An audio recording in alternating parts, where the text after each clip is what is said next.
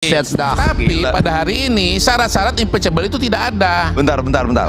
Jangan emosional, Bang. Enggak emosional. Ya, intonasinya menunjukkan Abang emosional. Enggak, memang suara orang Sumatera. Oke. Ya. Saya juga Sumatera. Nah, sama kalau gitu kita. Oke, dan tidak sekeras itu tentunya.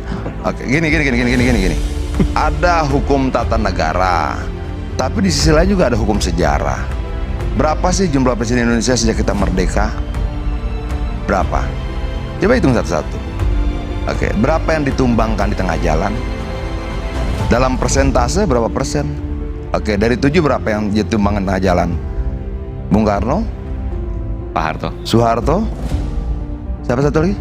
Ya, 3. Kalau 3 dari 7 itu berapa persen? Artinya dari angka-angka itu mungkin nggak terjadi. Mungkin, kata Bang Kodari, ini tinggal 3 bulan lagi. Oh, sejarah selalu bercerita berbeda dengan apa yang kita tuliskan dalam kepala kita. Kenapa? Soeharto itu dilantik tanggal 18 Mei. Tanggal 11 Maret pelantikannya, diturunkannya 21 Mei. Cuma 70 hari. Dia presiden yang diturunkan 70 hari setelah dilantik. Itu impossible bagi banyak orang, tapi dalam kata sejarah terjadi. Politisi Partai Demokrasi Indonesia Perjuangan, Adiana Pitupulu, membuat pengamat politik M. Kodari tidak berkata lagi. Awalnya, Kodari mencoba membela Jokowi dengan mengatakan bahwa impeachment yang akan dilakukan oleh masyarakat tidak mungkin terjadi lantaran masa menjabat Jokowi tinggal menghitung hari. Kodari menganggap bahwa itu adalah hal yang sangat mustahil karena impeachment memerlukan waktu yang cukup lama. Mendengar pernyataan dari M. Kodari tersebut, Adiana Pitupulu membantah. Oke, 1 hari dikeluarkan putusan MK, DPR RI berkonsolidasi membuat balik. Hari berikutnya ratusan ribu orang turun ke jalan. Dari kacamata ilmu pengetahuan susah, tapi sejarah bilang saya akan memilih orang-orang saya sendiri. Mahasiswa akan katakan saya siap menjawab tantangan zaman dan sejarah. Terus apa yang tidak mungkin dalam konteks ini? Mau membantah sejarah? Sejarah kita begitu kok. Mana ada orang bilang dulu Soeharto bisa diturunkan cuma 70 hari setelah dia dilantik. Lalu mungkin nggak kemudian ada orang mau diturunkan 70 hari sebelum turun? Ya mungkin saja dalam konteks sejarah pernah terjadi yang serupa itu.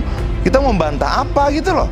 Ia lalu memberikan argumen, dalam sejarah Indonesia tidak ada hal yang mustahil. Ia mencontohkan dari 7 presiden yang pernah memimpin Indonesia, 3 diantaranya diturunkan oleh masyarakat. Bahkan Presiden Soeharto baru 70 hari dilantik menjadi presiden. Namun oleh rakyat, Presiden Soeharto berhasil diturunkan. Hal yang sama bisa saja terjadi dengan Presiden Jokowi. Meskipun ia tinggal menunggu hari, jika rakyat berkehendak, Jokowi bisa diturunkan. Hal itu akan menjadi presiden buruk bagi Jokowi, karena membuat sejarah buruk di akhir masa jabatannya. Turunnya ratusan ribu mahasiswa ke jalan karena dilatar belakangi dengan kesombongan Jokowi bahwa dengan mengubah undang-undang untuk keluarganya, masyarakat akan diam. Ia pikir masyarakat semua bodoh. Itu loh, dan semua yang tumbang seperti Soeharto itu selalu awalnya kesombongan. Dan yang harus kita lihat, gerakan mahasiswa kemarin memberikan saya satu kesimpulan sederhana: keberuntungan Jokowi sudah selesai.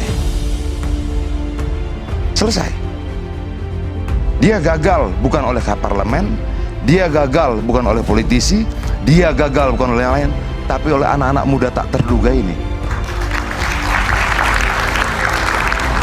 Anak-anak muda tak terduga ini yang membuat rencana itu berantakan, yang membuat balik itu kocar-kacir, yang membuat terpaksa harus merubah KPU lagi. Tunduk mereka. Mereka tunduk tidak pada kekuatan besar yang luar biasa. Ini nih, anak-anak lucu-lucu ini, imut-imut, nggak menakutkan, nggak menyeramkan. Modal mereka bukan senjata dan panser, modal mereka kata-kata dan tulisan. Dan ternyata yang ditakutkan oleh kekuatan itu bukan pistol, bukan senapan, bukan panser, tapi kejujuran kata-kata mereka.